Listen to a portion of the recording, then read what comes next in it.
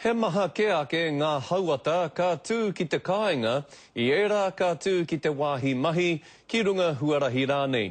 Koera tētahi o ngā karere e whakamāhoratia atu nei e te uepu āwhina hunga whara I tēnei te wiki haumaru o Aotearoa. He taputapu whai take te arawhata, engari ki te takate tangata, ka piki ngā uauatanga. E piki haere ana, ngā mate e nā hoki e whara ana. Kua arotahi te kapureihana āwhina hunga whara ki te whaka ara ake I ngā mōhiotanga o te marea ki ngā mōreareatanga o te kāinga, hei whakatūpato I ngā mate aitua. Engari aha kua te maha o ngā pūtea me ngā whakatairanga kai te mareti tonu tenuinga I roto I te kore aro ki ngā whakatūpato. A maumahara anō, e paene ki te kōrero e nā kōrero, ki te pānui e nā pānui, engari me whakarongo anō ki ngā kōrero nei.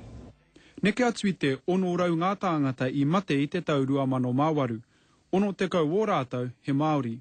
Kai te piki haere tonu ngā kaute mo te Māori, I te rātau I piki mā te 25 o rau ki te 75.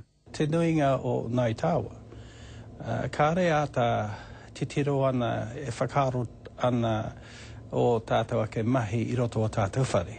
Engari e ai kia Graham Warren kia kaua rā I ahu I tō riri ki te kāwanatanga. Kei roto o tāua ake ringaringa e nei tū momo āhuatanga heta, me whakaro ake tātou ake anō. Me pehe te wahanga ki tātou hei chaki mai o tātou whānau. Ka whakanuia te kaupapa nei mo te roanga o te nei wiki. He tā Gardner, te karere.